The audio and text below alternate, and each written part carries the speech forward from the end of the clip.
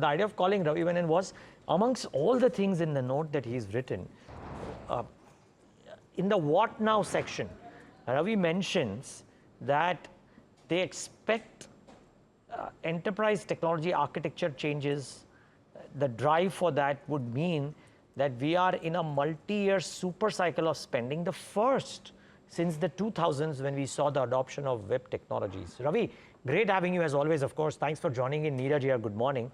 But, you know, usually we start with the beginning of the report. I'm starting with what you wrote at the end of the note because it really caught my eye. What do you mean when you say this? I believe that this is a long cycle industry, right? And so the cycles are like, it might take 20, 30 years. And we might have like a 10-year upcycle and then like a 10 or 15-year kind of moderation.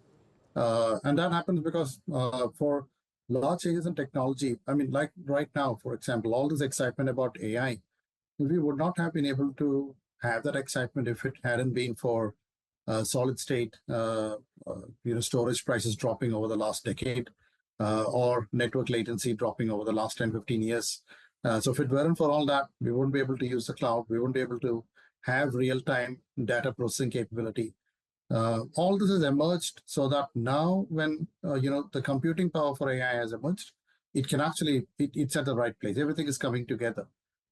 So that's why we are really excited about this. I haven't seen, I think, something like this since, the web browser really opened up, I'd say, the interaction, for data outside the enterprise firewall. Okay. So, Ravi, by the way, this is Neeraj here. Puneet was my colleague who just spoke earlier about your note. But yeah, just trying to understand. So what is the implications of something like this? I mean, it sounds great to hear about a multi-year super cycle. I mean, how do, for example, Indian IT services companies participate in it? Or would it largely be product companies? Or would IT services also have a part to play? And when it's a multi-year thing, is it a large portion of the revenue share of some of the Indian IT firms, be it ER&D product or services?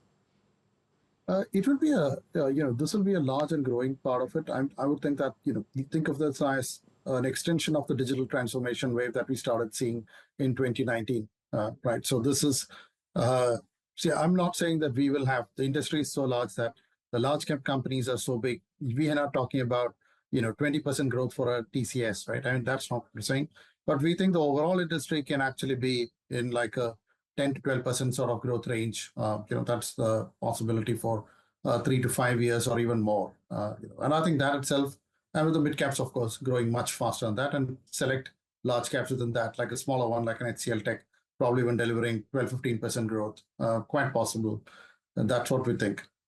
And it's and software services firms, I think that, rather than product firms, this is, I think, going to be a lot more services driven, because AI, I think, is what each enterprise wants to do with AI.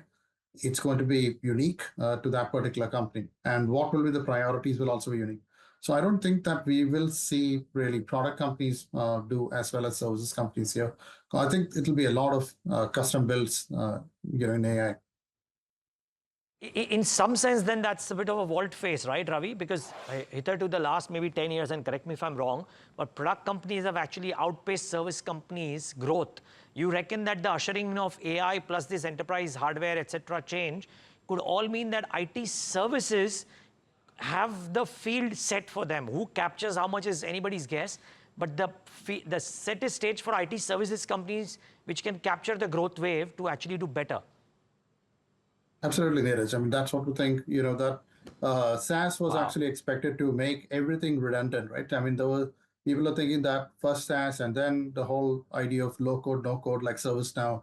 People were actually thinking that'll mean the death of services companies, with low code, no code, like ServiceNow. People said that, this will all be done by business users.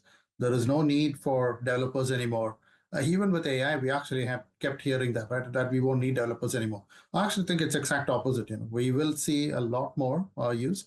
Yes, there will be productivity benefits, but I actually think that a lot of AI use will also be opening up a new market that we've been hearing of for the last 30 years, but was always, I think people didn't want to sign off on it. That is the legacy modernization bit.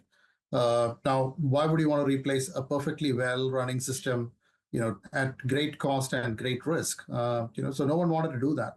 Now I think with AI, the risk is lowered, the cost is lowered, and legacy modernization is another very good opportunity. And I think that part of it is really something that I would say works better for the larger firms. They already are incumbents there. They have the knowledge about the customer system too. So I would think, yeah, someone like a TCS, I think, should be in a good position for that. TCS are top pick among the large caps because of that, as well as margin expansion possibilities. HCL Tech is our number two pick. We'll take a medium term view. We actually prefer HCL to TCS. TCS more from a short term perspective.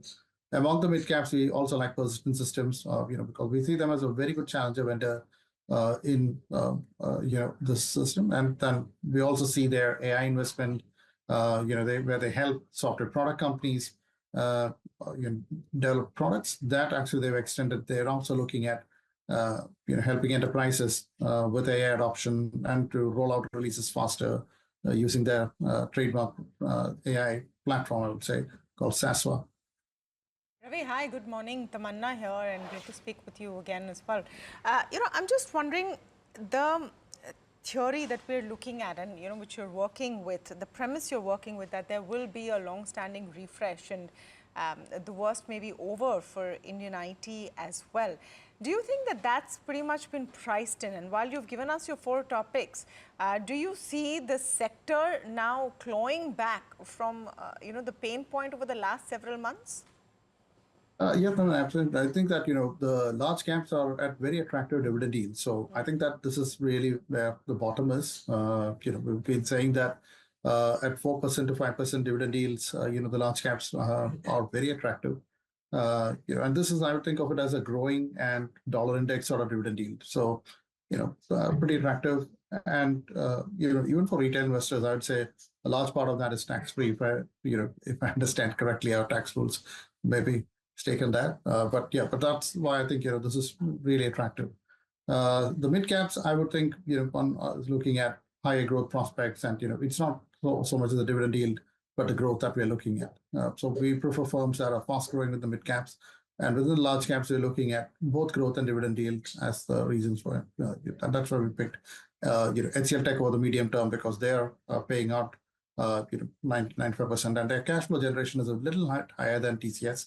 So HCL actually has a potential to pay out a bit more and even some returns. And being a smaller firm, we also think faster growth is possible for them medium term.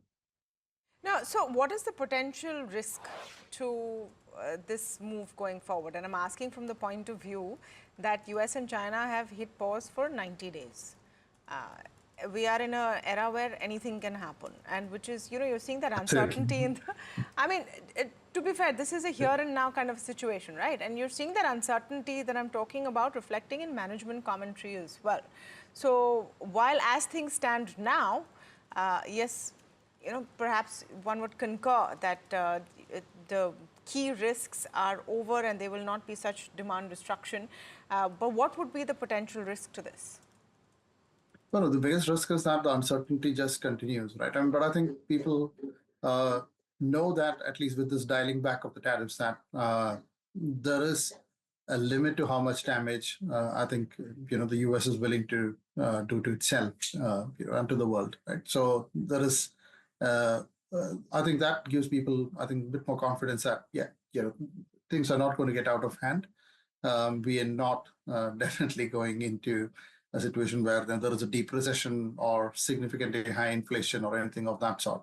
There is a push to realign global supply chains, and that will take time. And that's something that I think the US now has acknowledged, in the way that they're renegotiating.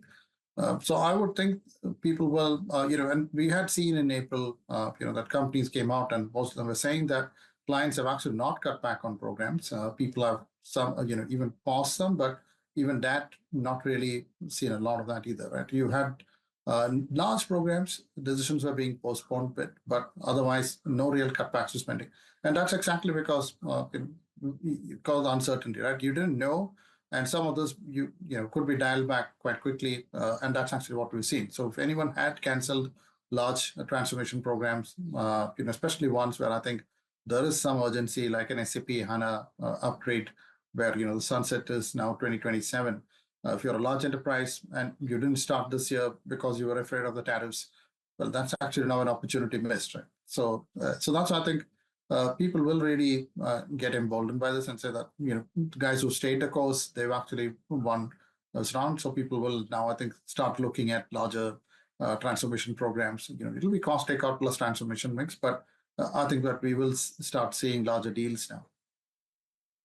Ravi, it sets the stage for some very interesting commentary monitoring in Q2 from our IT companies. And as you're speaking, of course, Nifty IT is up 1% today. So some recovery out there. But thank you so much. Lovely note, of course. So good that you wrote that. And thanks for talking about it with us. Thanks so much, Neeraj and Tavana. Thank you for having me.